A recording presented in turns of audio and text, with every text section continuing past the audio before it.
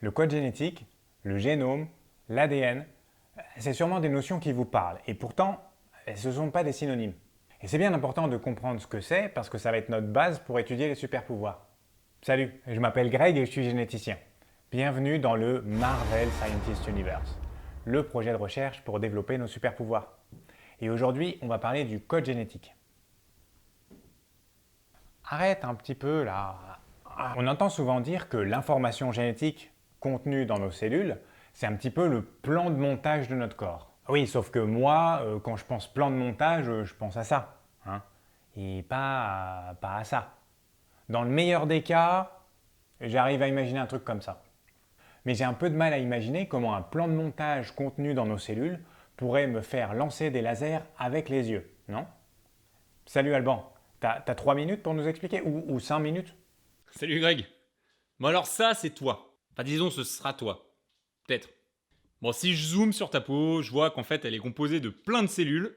Et si je zoome sur une cellule, je vois qu'elle contient un noyau. Et dans ce noyau là, on a une molécule qui est foutue un peu comme du coton, qu'on appelle l'ADN. Bon, c'est pas qu'une seule fibre. Hein. Chez l'homme, il y a 46 petits morceaux d'ADN qu'on appelle des chromosomes. Alors quand je te parle de chromosomes, t'as plutôt un truc comme ça qui te vient en tête en général. Mais ça c'est la forme compactée et dupliquée du chromosome. Mais bref, on s'en fout parce que c'est pas sur cette forme-là que la cellule va pouvoir aller lire le brin d'ADN. Faut que les chromosomes soient déroulés et accessibles pour pouvoir lire quelque chose dans le manuel. Et en regardant la molécule d'ADN déroulée, on peut voir en fait qu'elle est composée de deux brins qui sont eux-mêmes composés de briques élémentaires qu'on appelle les nucléotides. Et on va distinguer 4 types de nucléotides en fonction de leur base. L'adénine, la thymine, la cytosine et la guanine, qu'on va noter A, T, C ou G pour raccourcir un peu le truc. Bon, pour la suite, on va arrêter de se prendre la tête avec la cellule, le noyau, la compaction, etc. On va simplement considérer l'enchaînement des bases de ton ADN. Et en fait, on parle souvent de paires de bases parce que, comme j'ai dit tout à l'heure, l'ADN c'est deux brins complémentaires. En fait, quand on a A d'un côté, on a forcément T de l'autre.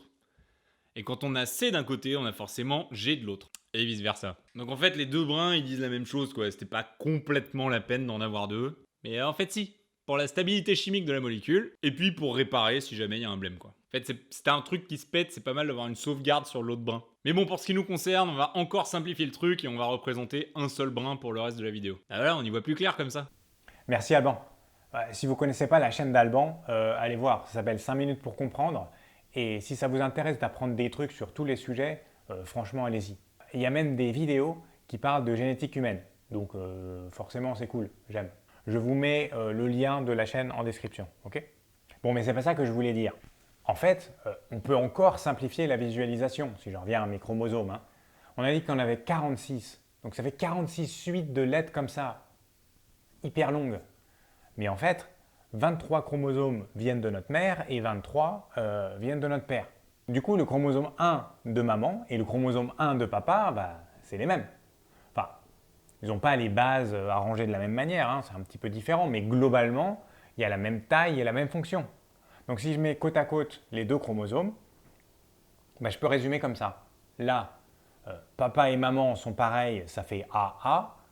Là aussi, ça fait GG. Là, non, ça fait AT. Ton code génétique, ça ressemble à un truc comme ça pour ta paire de chromosomes 1, par exemple. Et puis, bah, il y aurait 23 séquences comme ça correspondant à tes 23 paires de chromosomes. Le code génétique, c'est donc cette information, cette suite de lettres qu'on ne comprend pas forcément. Le génome, par contre, c'est l'ensemble du matériel génétique de la cellule. Et l'ADN, c'est le support de tout ça. Attends, si je reprends la métaphore du manuel de montage. Le génome, ça correspondrait au petit livret. Le code génétique, ça représente, on va dire, les lettres qui sont écrites dedans, enfin, le message qui est dedans. Et l'ADN, bah, c'est le papier et l'encre. Bon, et ce qui va nous intéresser, nous, c'est de craquer le code, de comprendre ce que ça veut dire. Là, pour l'instant, c'est un peu comme si on avait les instructions de montage, mais tout en bulgare. La cellule, elle sait lire ça. Hein, et elle comprend qu'elle est une cellule de peau et qu'elle doit se comporter comme telle. Mais une cellule de foie, des os, du cerveau, qu'on appelle les neurones, elles n'ont pas la même forme ni la même fonction. Et pourtant, elles ont le même ADN. Ça, c'est parce que les cellules ne lisent pas l'entièreté du manuel, mais juste les chapitres qui les concernent. Donc, pour obtenir des super pouvoirs, il faut qu'on ajoute ou qu'on modifie des chapitres dans notre manuel de montage. Ou bien, dit plus scientifiquement, modifier ou ajouter des régions à notre génome qui contiendraient les informations concernant le pouvoir qui nous intéresse. Pour lancer des lasers avec les yeux, il faudrait modifier les zones génomiques lues et interprétées par les cellules des yeux. Non, non, allez. Alors que pour devenir invisible, il faut que ce soit des zones lues par toutes les cellules du corps. T'imagines sinon? Tout transparent sauf les dents. Mais là, on se retrouve face à un nouveau problème. Comment est-ce qu'on craque le code génétique? Qu'est-ce que ça veut dire? Eh bien, c'est justement ce qu'on verra la prochaine fois.